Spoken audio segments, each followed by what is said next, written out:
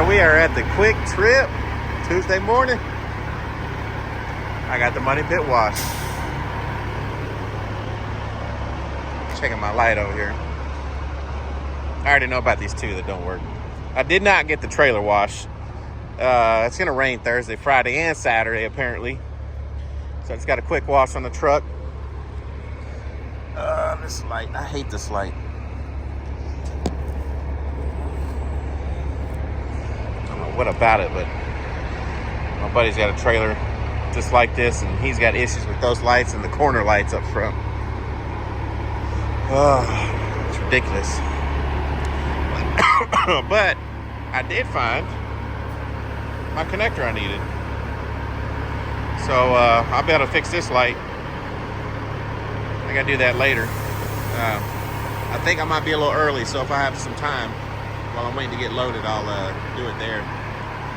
But this Quick Trip, just like I said, see it's all boarded up. They're getting rid of the truck area, which I hate.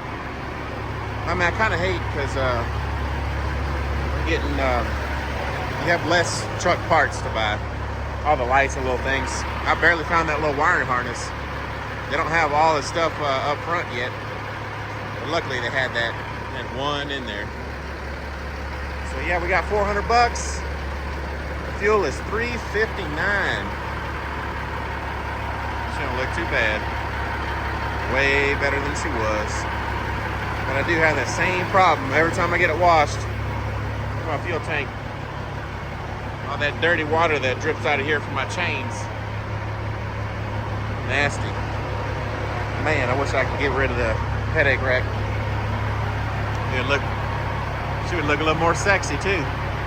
But oh well. I was rolling without the headache rack for a little bit. And man, she looked good.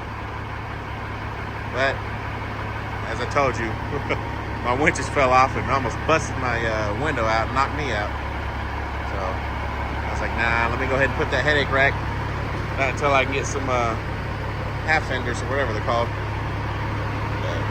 Nope, fuel's about done, so let me finish that. All right, we made it here to Irving, right by the airport. I just got unstrapped. I called them and let them know that I'm here. I didn't know if they saw me. They're in the back laying these mats down. So yeah. Oh yeah. I didn't film when I was getting loaded because my wife called. It's the only time I get to talk to her before work, so talked to her for a minute. But I did fix this light. I got the new little wiring harness, whatever you want to call it, on there. What else? Yeah, nothing much. You know, just drove here. It's took me an hour and a half. I got loaded about 7:30. Rolling, strapped up. I was rolling by 7:30, and it is 9 o'clock. Well, now it's a few minutes after 9. So yeah, that is that big pile over there. That's the concrete crushing yard for the airport. A few years ago, we were contracted to take up the runway. So they would cut big old chunks of runway out, and we would carry two chunks, kind of like the crane mats are. It was one stack, not one stack, but one chunk there and one chunk in the back. I think they were like 22 inches thick. So we can only carry two chunks, and that's all we did is we drove from the airport runway. We had to get clearance and took it right here to the crushing yard. It's all day, non-stop. I don't know if you can see there's an airplane taking off. That is the airport. But this driver, I don't know if you can see this blue truck coming up. That's Carlos. He was supposed to park somewhere and wait for me to get unloaded. But I guess he didn't. I gotta see what he's doing. Oh, hell. I guess George didn't do his job and tell him right.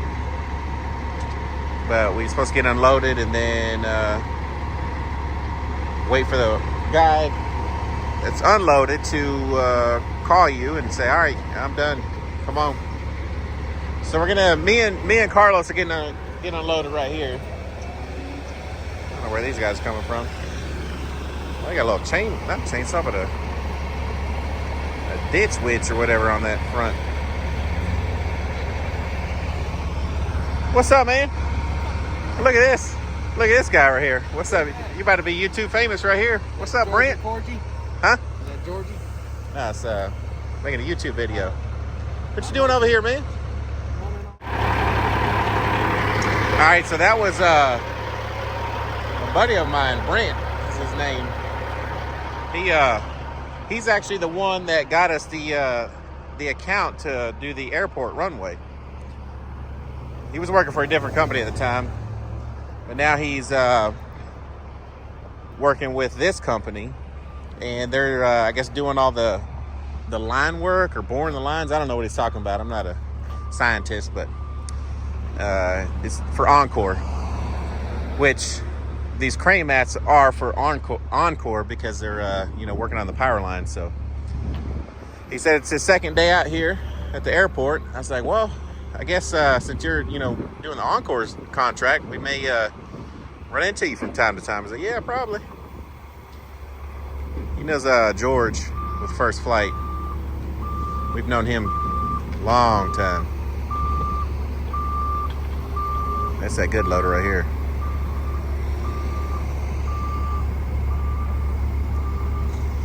I think out of all the loaders, it's him and Marcus are the best ones. But Marcus, he's a supervisor. And every once in a while, I'll hop in. They just do it smooth, take care of your truck. I don't know. You can just tell. I'm not an operator, but you can just tell when somebody knows what they're doing. It just looks so smooth, like it's just natural. They don't have to stop. Wait, let me move the fork a little bit. Oh, wait, they're just like, it's all one motion. That's what you like. It's how you keep everything safe.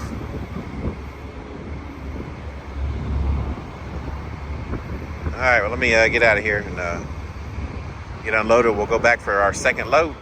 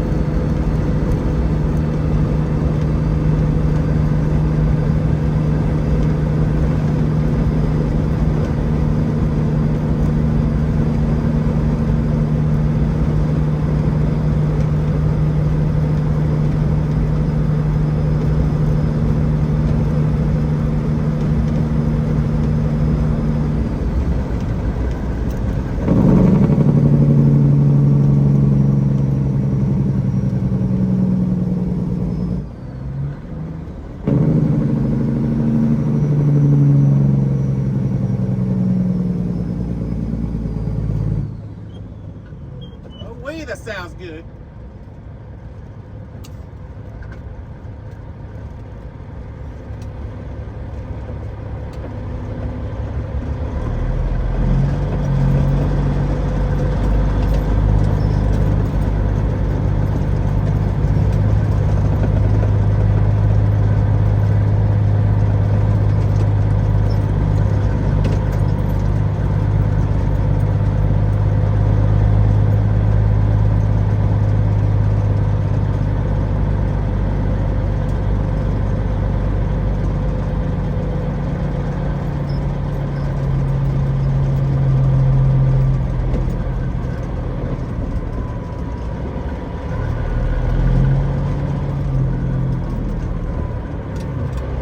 Damn, let me know you're backing up. All right.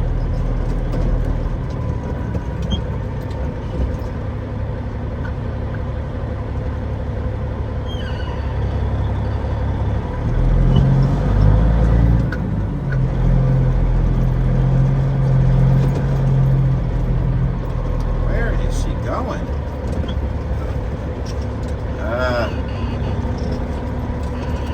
Man, idiot driver.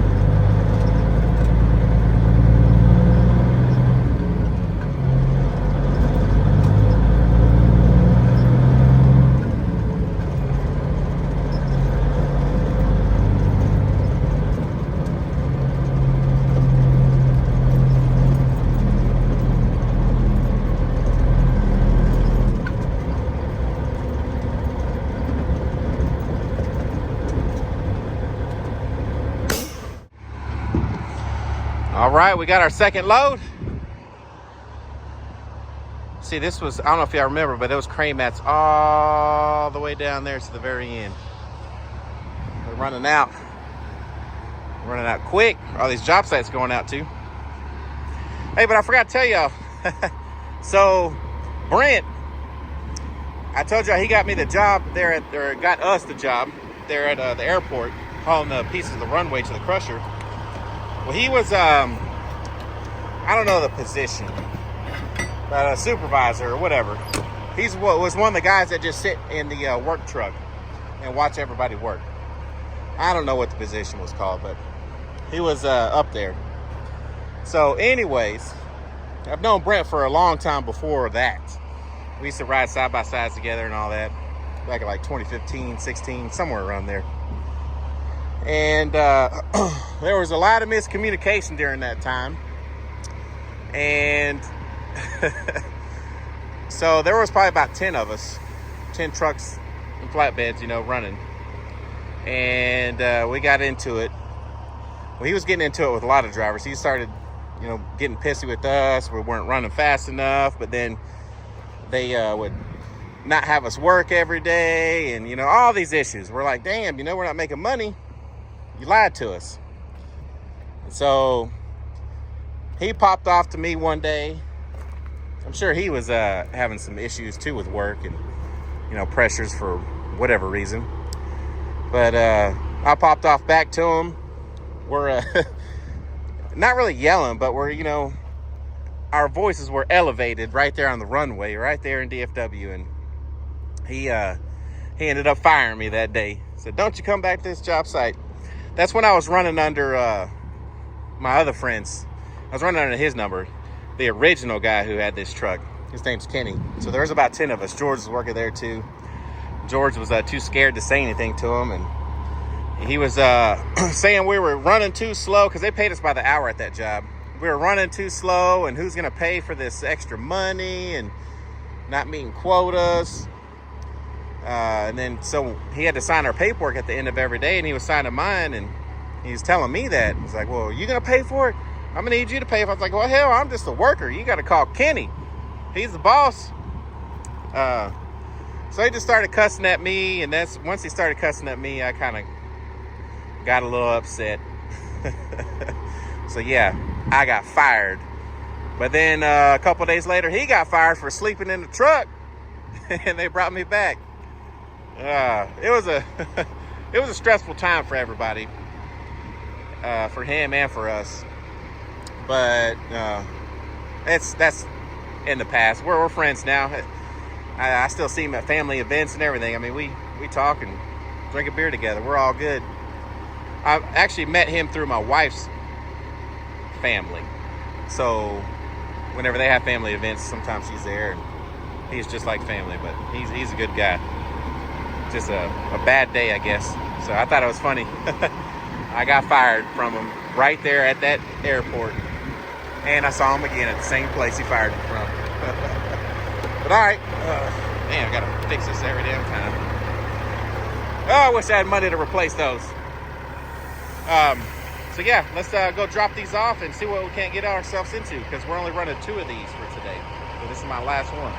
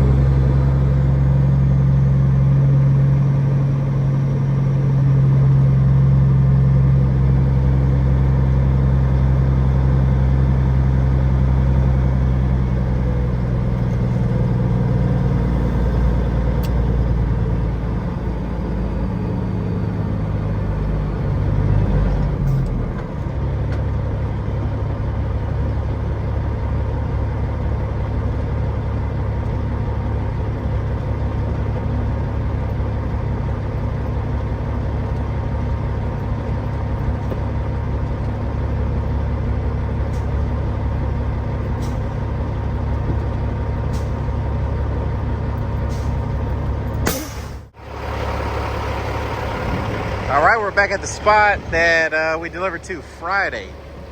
We brought these from Albany over here. But this one, of course, is from Karen's.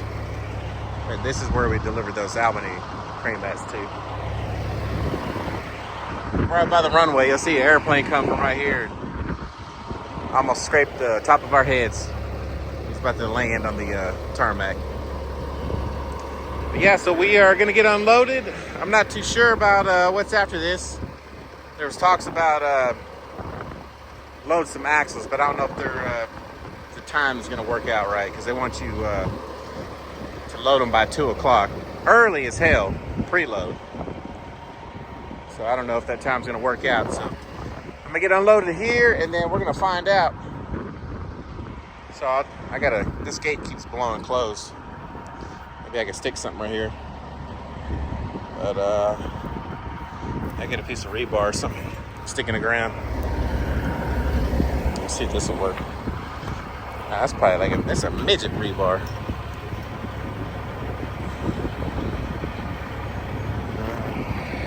I doubt it'll stay, but we'll see. So yeah, I don't know if he just came over here, the loader. I don't know if he's got to wait for the supervisor or maybe another employee. I think there has to be 2 people while they unload. I think, but I really don't know. So I'll check back here in a second. Let you know what we're going to do. All right, we got lucky. We got us a preload. Preload axles. You know I love the midget loads too. Look. That's super midget. Super lightweight. Oh, wait. I don't even know the weight, but I know it's light. So head back to the shop. All right. So we are loaded. Man, it was windy. Them straps were blowing everywhere. But yeah, I love these midget loads. It's light too. Can't even feel it. But I think you see there's the back of the truck. Yeah, it's taking off. Yep. So showing my buddy this truck. He's pretty interested in it. I think he's gonna sleep on it. So may be sold. It's a pretty good chance, but who knows? I never. Well, I say never. I'm not gonna count my eggs before they hatch, you know. So I did notice that my fuel filter, it looks like it's not screwed on super tight, because it's kind of leaking just a little bit where the seal is. And I thought I had a spanner wrench big enough, but it barely fits on there, and I have to jimmy it all the way up. It's in the frame rail, and then get the handle on top of the frame rail, then do it. It's too tight. It's not gonna fit. So I have to get a new spanner wrench, a bigger one. I need a bigger one anyways for the fuel filter and that giant oil filter. So I have to get that. I don't think the fuel leak's that bad to where, you know, it's an issue. But I just smelled a little bit. Saw a couple little sprinkles right there on the steps. You know, I haven't opened my hood in a few days since I got the oil change and stuff, because the ducts broke. Didn't want it to rip off. But I kind of smelled something yesterday, and I looked, and yeah, it's a little wet. I think they just maybe needed another little piece of a turn to fully seal it, because it's never leaked before. And I cleaned it off, and none of the fittings, nothing else is leaking, and it's, you know, it gets wet right there where that seal is. So I know it's that. I just got to get the right spanner wrench. So, you know, we picked this up in Waxahachie. We're going to Mount Pleasant with it. It's actually a 2-stopper. It's Diamond Sea Trailers, which I've been there, but they have another yard that is, I think, like 10 minutes down the road. They're getting these, this stack and the one right next to it, and the rest of the trailer is going to the main one that I've been to. So that one's going to pay me $700, and then we're going to go right down the street, get some shingles from Dangerfield, and take that to Burleson for $600. So if everything goes smooth, tomorrow will be a $1,300 day. So we'll see. But today I did those 2 crane mats, and those paid $525 each. So it's $1,050. So far the week is going pretty good. Thank God. I need it. We need a good week. So hopefully we'll keep that going. I know Thursday and Friday is going to rain, but I did book some mulch loads, because I figured You know, the low board always gets real slow whenever it rains and everything's slow. So I was like, well, I'll go ahead and take them. I normally don't want to, you know, book something.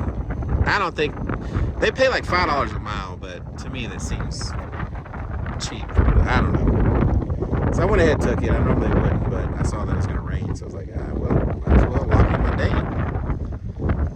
But yeah, we're going to call it a day and go home. Thank you guys for watching. Appreciate that. If you don't mind, if you haven't already, subscribe, like, comment, and let's do this again tomorrow and see what we can't get into. Oh, wait!